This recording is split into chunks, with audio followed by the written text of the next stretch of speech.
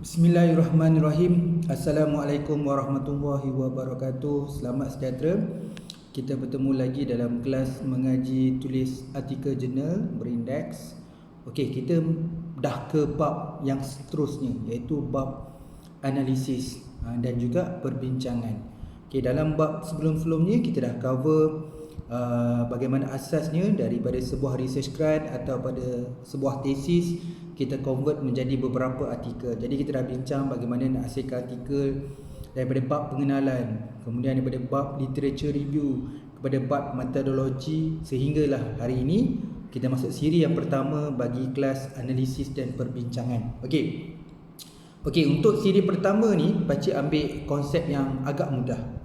Okey, ingat tak lagi di bahagian siri yang ketiga atau keempat dalam bab literature review, kita ada 5 siri dalam literature review, siri 1, siri 2, siri 3, siri 4, siri 5. Pakcik rasa dekat siri yang keempat atau yang siri yang ketiga, yang mana kita berkongsi idea bagaimana kita dapat menghasilkan beberapa artikel daripada research question dan juga daripada research hypothesis. Okey, di bab 2 kita menulis paper berkonsep dia a review. Sama ada general review, conceptual, systematic literature review. Berkonsepkan nak ceritalah apa-apa bagi mengumpul kajian-kajian lepas, literature lah tu, hasil-hasil daripada kajian lepas dan penceritaan daripada sumber-sumber industri ataupun kerajaan, kita menghasilkan perbincangan dalam bentuk literatur. Okey, sekarang ni kita ambil balik yang research question dan hypothesis punya artikel review tu.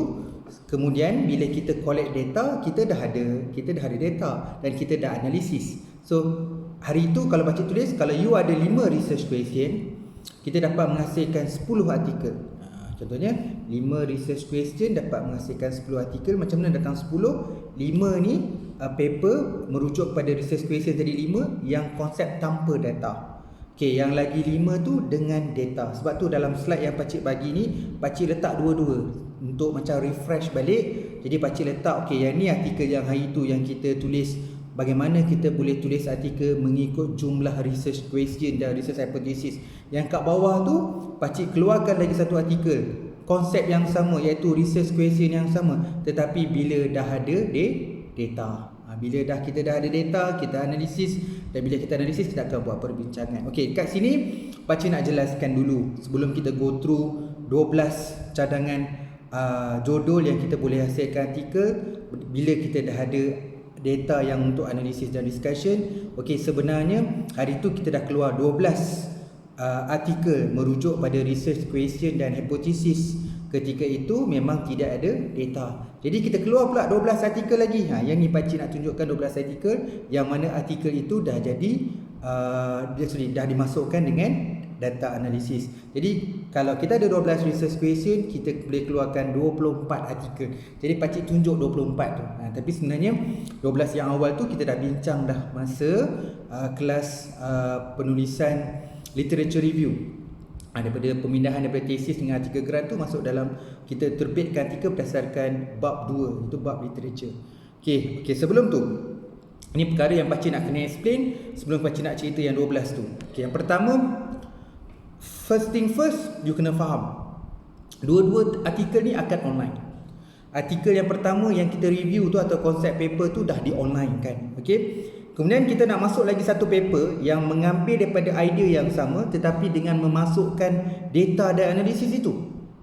Kalau kita copy balik apa yang ada dalam tesis atau artikel yang dah terbit tu, bila masuk dalam Turnitin, dia akan ada isu similarities yang tinggi. Mungkin kita kata 30% lebih, 40 atau 50. Tinggilah maksud dia.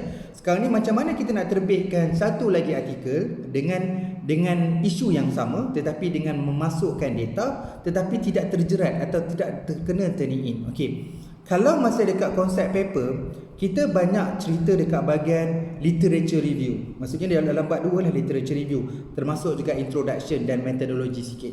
Dan ketiga itu memang bab analysis discussion memang tak ada.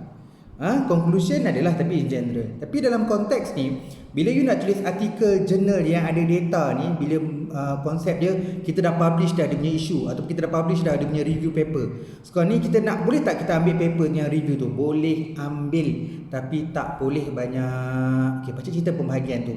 Dalam thesis kan ada dalam artikel kan ada 5. Okey, kat sini pakcik memang letak 5 je. Intro, LR, methodology, analysis, discussion dengan conclusion. Ada 5. Okey, masa kita buat paper review, kita beratkan dekat literature review. Okey, mungkin introduction dan methodology sikit. Jadi dalam untuk paper yang ada data ni, okey, kurangkan literature. Sebab kita memang tak boleh ambil banyak literature sebab kita dah publish dah paper yang kita review tu.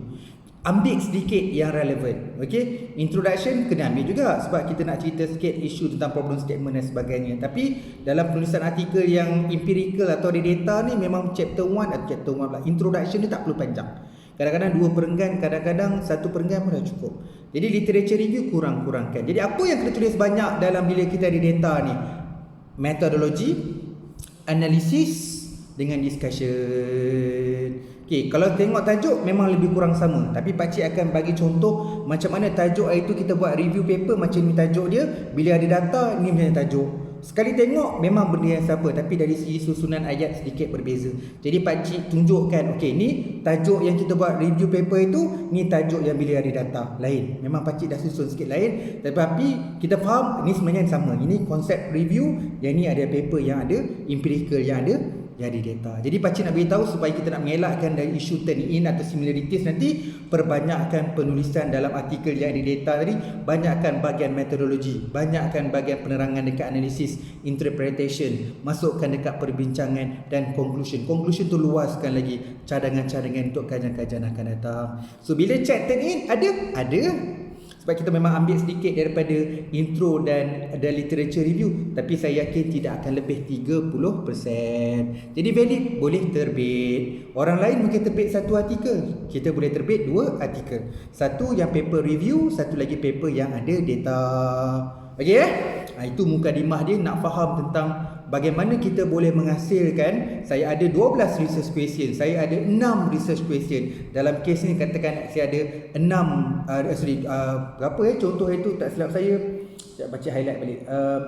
Kita ada 8 daripada 8 research question tu, yang mana 7 yang pertama ni tidak ada hipotesis, yang 8 terakhir tu dia ada hipotesis. Dalam kes ni ada 5.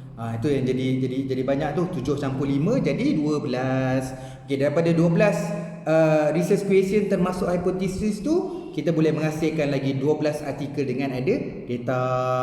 Tak apa kalau dah lupa tu tak apa, dalam slide ni memang pakcik letak balik yang lama tu, yang kita ada 8 research question. 7 yang pertama tu perlu jawab dengan research question dia, tapi research question nombor 8 tu kena dibinakan hipotesis.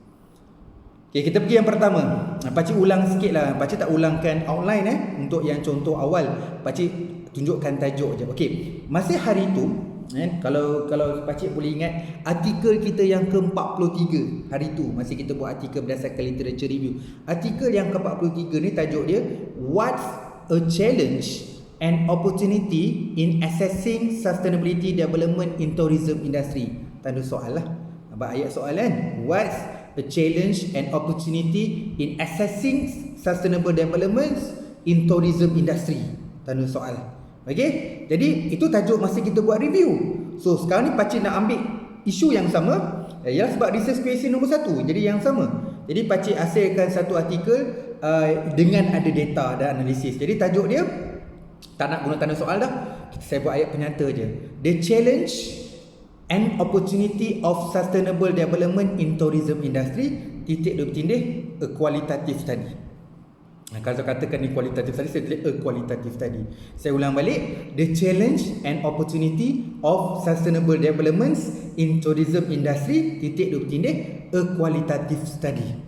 Okey, untuk outline kita tak perlu bincang sebenarnya. Kalau artikel ada data ni, sebenarnya dia outline dia simple. Intro, LR, method, analysis and discussion, conclusion. Jadi semua paper 12 pakcik yang pakcik tunjuk hari ni, dia punya outline sama. Dia tak macam outline kita buat review papers. So memang lain-lain sikit. Tapi kalau untuk yang ada data ni, kita punya outline sama je. Intro, LR, method, analysis and discussion, conclusion. Jadi kat sini pakcik nak tunjukkan tajuk yang kita terbit, iaitu yang review paper tadi, tajuk dia adalah What's a challenge and opportunity in assessing development tourism industry. Tetapi bila ada data, tajuk jadi the challenge and opportunity of sustainable development in tourism industry. Pakcik tambah titik dua bertindih, a qualitative study. Jadi orang tengok je paper ni, tengok je tajuk ni, dia tahu ini tajuk ni mesti research article, mesti ada data analysis. Okey, itu artikel yang pertama. Okey, kita pergi lagi 11. Artikel yang ke-44 hari tu. So tajuk dia Implementations of Sustainable Development Practice titik dua bertindih, a review and new research part. Memang paper ni kita buat review kan. Saya ulang balik, itu tajuk dia Implementation of Sustainable Development Practice, a review and new research part. Okey, bila pakcik dah ada data, buat satu lagi artikel, tajuk jadi lain. Tajuk dia jadi Implementations of Sustainable Development Practice in Malaysia Tourism Industry. Kenapa pakcik letak Malaysia? Dah memang pakcik collect data di Malaysia. Sebab tu tajuk dia In Malaysia Tourism Industry. Okey, jadi tajuk dia Implementation of Sustainable Development Practice in Malaysian Tourism Industry. Outline dia sama macam tadi, intro, LR, method, analysis, discussion, conclusion. Jadi agak mudah sikit. Cuma pakcik nak tekankan untuk versi analisis ni, dia outline dia sama. Cuma pakcik nak tunjukkan tajuk, macam mana tajuk yang bagus untuk kita menzahirkan dalam penulisan artikel yang ada data ni. Okey. Kemudian kita pergi yang ketiga. Okey, hari tu pakcik cerita tentang a review juga. Cuma tajuk dia The Impact of Tourism Industry on Sustainable Developments, a Review and Conceptualizations. Ni yang konsep yang paper yang ketiga lah. Maksudnya persoalan kajian yang ketiga tu pakcik keluarkan satu paper review dulu. Tajuk dia The Impact of Tourism Industry on Sustainable Development, a Review and Conceptualization. Paper ni dah publish. Alhamdulillah dah publish. Kemudian kita pun pergi collect data, dapat data. Jadi kita sekarang nak buat ada artikel yang sama, research question nombor 3 yang sama, tetapi bila dengan ada data dan analisis. Jadi tajuk dia masih kekalkan the impacts of sustainable developments on tourism. Titik dua bertindih, evidence from Malaysia and Indonesia. Katalah pakcik collect data tu kat Malaysia dengan Indonesia, sajalah tunjukkan variety. So dia buat titik dua bertindih, evidence from Malaysia and Indonesia. Kalau study kat Malaysia tu, evidence from Malaysia je lah, cukup lah. Okay, pakcik ulang balik, jadi tajuk yang dengan dah ada data, jadi the impact of sustainable developments on tourism, titik dua bertindih, evidence from Malaysia and Indonesia. Okey, kemudian paper review yang hari tu ke-46. Sini tulis 46, nanti you boleh ingat baliklah 46. So tajuk dia tajuk persoalan. Pakcik tulis how perspective and assumption embedded in the dimension of paradigma of complexity paradigms on sustainable developments. Okey, ini yang hari tu tajuk dia. Jadi pakcik dah ubah. Jadi tajuk dia jadi the dimensions of sustainable development paradigma of complexity in Malaysia tourism industry. Jadi tajuk ni dah jadi tajuk yang ada data lah. Tajuk dia the dimension of sustainable development paradigma of complexity in Malaysia tourism industry. Dia punya outline sama, intro, literature review, research methodology, analysis discussion and conclusion. Okey, pakcik memang letak 5 outline. Ada orang nak buat 6 boleh. Intro, LR, method, analysis, discussion, conclusion. Kalau pakcik ni pakcik letak sekali je, iaitu analysis dan discussion. Okey. Jadi kita pergi terus paper yang berikutnya. Okey. Hari tu pakcik letak masih research question dia. Pakcik buat artikel review dia, tajuk dia how to develop sustainable development measurement model. Bagaimana nak bangunkan sustainable development measurement model. How? Jadi paper ni paper review. Jadi ini juga research question yang berikutnya. Jadi pakcik nak buat satu artikel yang berdasarkan bila dah ada data pula. Jadi tajuk dia analisis. Dia mulalah bila sebut analisis, kita tahulah ini mesti paper yang ada data. Analysis of measurement model of sustainable development in Malaysia tourism Industry. Tajuk dia Analysis of Measurements Model of Sustainable Development in Malaysia Tourism Industry. Outline sama, intro, LR, method, analysis, discussion, conclusion. Okey. Terusnya kita pergi research question yang seterusnya. Di mana hari tu kita dah keluarkan paper review dia. Jadi paper review dia tajuk dia macam ni. Yang ke-48 Interconnected of Sustainable Development Model present debate and future agenda. Okay, ni paper ni dah publish dah. Sebab kita buat paper ni masa SEM 1 atau SEM 2. So sekarang ni kita dah SEM 3 atau SEM 4. Jadi kita nak terbit artikel yang ada data pula. So yang ni tajuk yang kita buat review. Jadi tajuk yang bila ada data, pakcik ubah suai sikit, pakcik tak gunakan interconnected, pakcik tukar dengan maksud yang sama iaitu integrated. Jadi tajuk dia Sustainable Development in Tourism Industry a novel integrated model. Pakcik pun dapat idea, tengok banyak orang publish dekat Q1, dekat Science Direct letak perkataan novel, kita pun propose model baru, jadi pun kita letaklah a novel integrated model. Tapi dalam tesis janganlah nanti penilai tanya novel kan faham ke novel dah apa. Okey. Jadi kat case ni kita letak tajuk kita Sustainable Development in Tourism Industry a novel integrated model. Maksudnya satu penghasilan extension dalam integrated model dalam sustainable development. Jadi outline kita sama. Intro, literature review, method, analysis, discussion dan conclusion. Macam mana pakcik susun? Hari tu kita dah terbit paper review. Kemudian kita hasilkan satu lagi paper yang sama iaitu merujuk research question yang sama tetapi diterbitkan bila kita dah ada data. Okey. Seterusnya. Okey. Kita masih lagi research question dan kita ada dua cabang kan. Satu research question, satu lagi adalah research hypothesis. Okey. Seterusnya tajuk dia adalah hari tu kita review yang ke-49 ni tajuk dia adalah Exploring the Relationship Between Sustainable Development and Sustainable Performance. A literature review. Jadi kita review paper berkaitan exploring the relationship between sustainable development and sustainable performance. A literature review. Okey, ini paper ni katakan dah terbit, alhamdulillah. Jadi kita sekarang ni dah ada data, kita analisis, kita come up pula satu lagi paper bila ada data. Okey, tajuk dia an empirical study. Bila sebut an empirical study, kebanyakan scholar atau researcher tahu ini mesti ada data. An empirical study on the relationship between sustainable development and sustainable performance in Malaysia tourism industry. Kenapa nak highlight Malaysia? Sebab kita collect data yang Malaysia. Jadi kita boleh tambahlah, tak nak letak pun tak apa. Kalau nak letak country pun boleh. Macam pakcik bagi tips hari tu, sekiranya kita nak hantar artikel jurnal hari tu, katalah jurnal A, kita review jurnal tu beberapa isu yang terlatest. Maksudnya dalam setahun kita perhatikan tajuk-tajuk yang dah terbit, tidak ada satu pun artikel yang mention nama country, maka jangan letak nama country. Tapi kalau you tengok kat situ mungkin nama dia International Journal something like that. Kemudian tengok banyak je paper letak nama country. Kalau Mexico letak in Mexico, kalau in Thailand letak in Thailand, kalau Singapore in Singapore, maka kita boleh letaklah tajuk kita in Malaysia. Okey? Kita dah habis dah tajuk-tajuk yang berkaitan, maksudnya kita dah habis 7 research question. Maksudnya kita dah keluarkan 7 paper yang berbentuk menjawab kita punya research question, yang mana hari tu 7 paper kita dah terbit, kita dah tulis, kita dah terbit, dah publish dah. Okey, 7 paper review. So hari ni kita boleh keluarkan lagi 7 paper untuk research question 1 sampai research question 7 yang dengan bila ada data. Jadi tajuk dia kita ubah sesuai sikit biar nampak kesesuaian. Hari tu tajuk sesuai bila kita nak buat review, sekarang tajuk dia sesuai bila kita dah ada data dan analisis. Dan memang kita kena ubah sikit biar dalam CV nampak cantik, tak adalah dia nampak macam redundant paper tu. So orang tengok macam, kalau orang faham, dia akan nampak, oh baguslah, you boleh terbitkan dua, satu untuk konsep review, satu lagi dengan ada data. Okey, kita sekarang menjawab research question ni kita yang ke-8 berdasarkan simulasi. Research question yang ke-8 kita ni ada hipotesis. So hasil daripada kita perbincangan terdahulu, untuk research question yang 8 ni telah menghasilkan 5 research hypothesis, yang mana kita boleh menghasilkan 5 paper review dan 5 paper lagi dengan ada data ni. Okey.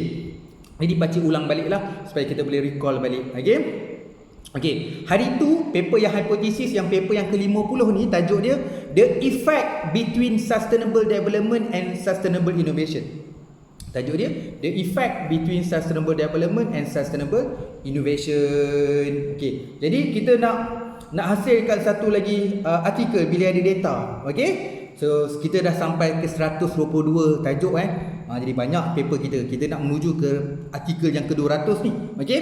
So artikel yang kita propose untuk yang bila ada data yang ke-122 ni, tajuk dia yang tadi the effect Pakcik ubah sikit. Pakcik tulis examining the effects of sustainable developments and sustainable innovation. Some empirical findings. Ubah sikit. Bila orang tengok tajuk ni, orang dah tahu dah. Ini mesti ada data, ada result. Okey, jadi pakcik tukar kan. Tadi tajuk dia start the effect. So yang ni bila buat artikel dengan ada data dan analisis, kita tukar tajuk jadi empirical the effect of sustainable development and sustainable innovation.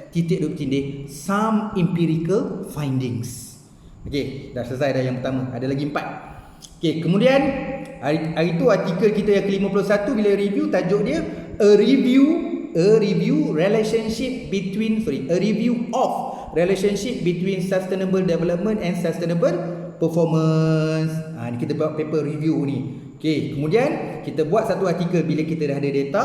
So kita come out dengan nama baru. Okey, tajuk dia understanding the relationship between sustainable development and sustainable performance in Malaysia tourism industry. Maksudnya understanding, memahami. Jadi bila kita ada analisis, kita memahami. Okey, tajuk dia jadi understanding in relationship between sustainable development and sustainable performance in Malaysia tourism industry. Dengan ada penambahan perkataan understanding, jadi bawah tu saya tambah Malaysia tourism industry. Jadi dia berbeza dengan paper yang kita review hari itu. Okey, seterusnya 52. Itu tajuk dia adalah the structural relationship between sustainable innovation and sustainable performance. Saya ulang balik, pakcik ulang balik. Tajuk dia the structural relationship between sustainable innovation and sustainable performance. Itu paper yang dah publish, kita dah review. Jadi seterusnya untuk yang paper analisis, kita jadi tukar sikit tajuk dia jadi sustainable development. Okey, sustainable development of tourism industry in Malaysia. The relationship between sustainable innovation practice and sustainable performance. Saya ulang balik. Jadi tajuk dia di sustainable developments of tourism industry in Malaysia. Itu topik dia, kita nak kaji pasal sustainable development. The relationship between sustainable innovation practice and sustainable performance. Dia punya outline sama, intro, LR, method, analysis, discussion, conclusion. Sebab kita sekarang dah publish artikel yang bila dah ada data, result dan discussion.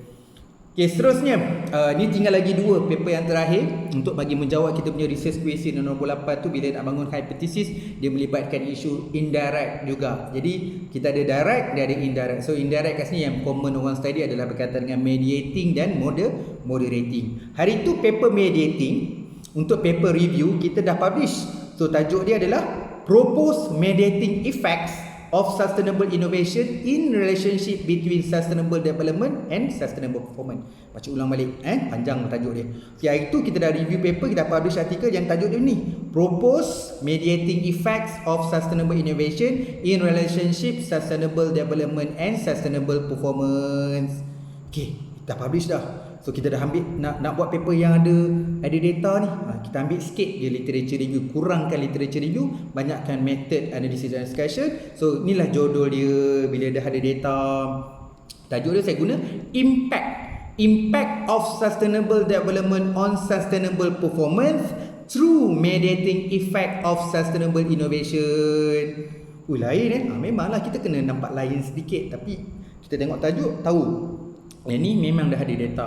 Bukanlah pakcik saja-saja suggest pakcik buka, macam kita dah bincang, buka Springer, Sage, Science Emerald. So kita tengok paper-paper ni, kalau review letak perkataan propose, bila ada data gunakan perkataan impact. So kita kena investigate macam tu, baru kita tahu cara teknik yang betul bila kita nak publish masa tajuk sesuai untuk buat review paper, tajuk yang sesuai bila kita ada data. Okay, so tajuk dia impact of sustainable development on sustainable performance through mediating effects of sustainable innovation. Okay, yang terakhir, lepas mediating kita tengok moderate lah. Okay, hari tu tajuk dia proposed moderating effects of ISO 14001 in relationship between sustainable development and sustainable performance. So dia propose moderating effect. Jadi yang paper yang bila ada data, pakcik ubah sikit, dia tak buang perkataan propose tu, jadi dia moderating effects of ISO 14001 in relationship between sustainable developments and sustainable performance in Malaysia tourism industry. Pakcik tambah sikit titik 2 bertindih sebab kita buat kajian tu cross sectional, a cross sectional study. Sebab bila pakai survey ni biasanya pakai cross sectional study lah.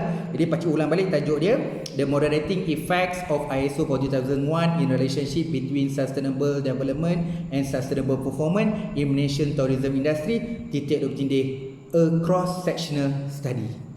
Alhamdulillah kita dah berjaya dah sebenarnya, walaupun agak pantas, bukan apa, sebab kita hari tu dah cover 12 paper yang kita review tu. So hari ni pakcik propose lagi 12 paper yang mana kita pelengkapkan dia. Dalam erti kata lain kita ada 24 paper dekat sini, yang mana 12 paper kita dah publish bila buat a review dia, yang tak kisahlah conceptual ke. Kita dah belajar kan, paper literature review tu ada jenis conceptual, ada jenis short communication, ada general review, ada systematic literature review. So dah publish 12 artikel. Bila kita dah SEM 3, SEM 4, bila kita dah dapat data, kita dah kumpul data, bila kita analisis, kita boleh buat lagi 12 artikel dengan memasukkan data, analisis, discussion tu, okey, dan perbincangan khususnya.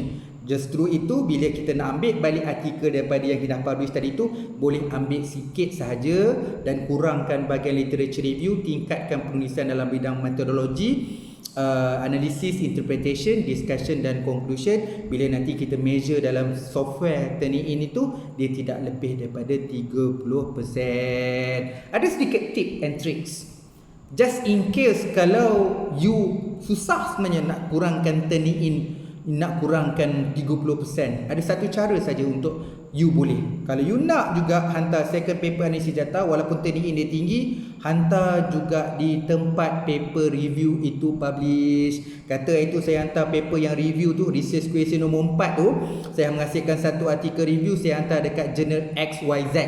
Jadi bila ada data analisis ni, bila saya ambil sedikit literature paper yang dah publish tadi tu, saya terbit juga di jurnal XYZ. Kenapa? Dia tak ada isu konflik. Contohnya, dia ada Turnitin yang tinggi tetapi dihantar jurnal yang sama dan di publisher atau penerbit yang sama. Dia nak gaduh apa? Nak gaduh dengan siapa? Gaduh dengan sendiri chief editor? Nak gaduh sesama sendiri dalam penerbit? Tak ada isu.